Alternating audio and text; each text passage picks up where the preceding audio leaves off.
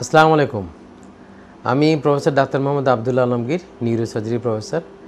আজকে আপনাদের সম্পর্কে একটু কথা বলতে চাই আপনাদের সাথে। সেটা হচ্ছে মাথা নিয়ে। তা যার মাথা আছে তার তো মাথা ব্যথা থাকবেই। তা আমাদের কাছে বিভিন্ন সময় মাথা ব্যথা নিয়ে অনেকে আসেন। তা আজকে একটু কথা বলতে চাই বাবুদের মাথা ব্যথা নিয়ে।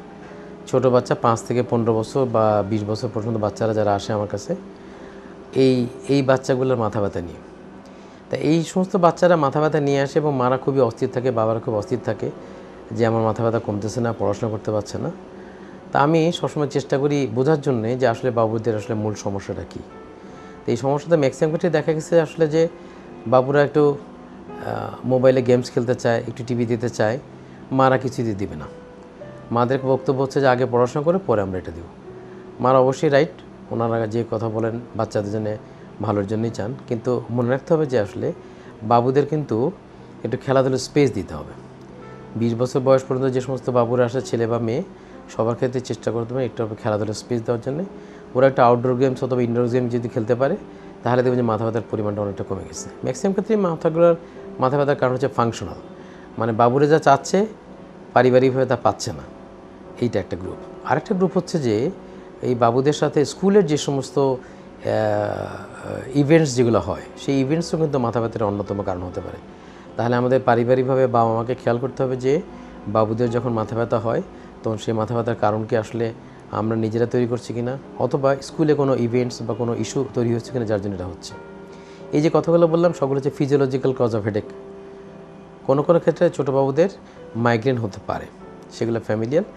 সেই সব ক্ষেত্রে তাদের তো চিকিৎসা একটু আলাদা করতে হবে, কিন্তু 92 থেকে 95% ক্ষেত্রে দেখা যায় বাবুদের সমস্যাগুলো আসলে আইদার পারিবারিক অথবা স্কুলে কোনো ইভেন্টসের জন্য অথবা কোনো ফ্রেন্ডদের সাথে একটু কথা কাটারি হয়েছে, এরকম কিছু হতে পারে সম্বন্ধে।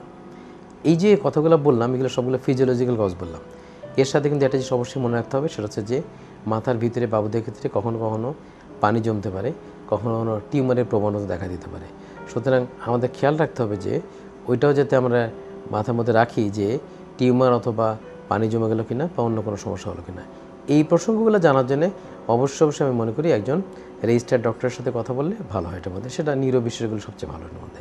তা আমি মনে করি যে আমরা চিকিৎসা চলাকালীন সময় মনে রাখবো যে ফিজিওলজিক্যাল কজ সাথে সাথে প্যাথোলজিক্যাল কজ, যেমন ব্রেন টিউমার অথবা হাইড্রোসেফালাস, যেগুলো পানি জমে গেছে, এগুলো আমাদের খেয়াল করতে হবে। তাতে আমরা আশা করতে পারি যে আমাদের বাবুদেরকে আমরা যথেষ্ট যত্নশীল হতে পারবো এবং ওদের সামনের ডেভেলপমেন্টের ক্ষেত্রে আমাদেরকে যথেষ্ট হেল্প করবে ইনশাআল্লাহ। ধন্যবাদ। আজকে এই পর্যন্তই। আপনাদের স্বাস্থ্য বিষয়ে সচেতন করার জন্যই আমাদের এই আয়োজন। তাই প্রতিনিয়ত স্বাস্থ্য বিষয়ে বিভিন্ন টিপস পেতে আমাদের চ্যানেলটি সাবস্ক্রাইব করুন এবং বেশি বেশি লাইক ও শেয়ারের মাধ্যমে সবাইকে আমাদের সঙ্গে সংযুক্ত হবার সুযোগ করে দিন। ডায়াবেটিস চিকিৎসায় 3D বলে একটি কথা প্রচলিত আছে। এই 3D কি? এই 3D হচ্ছে ডিসিপ্লিন, ড্রাগ এবং ডায়েট।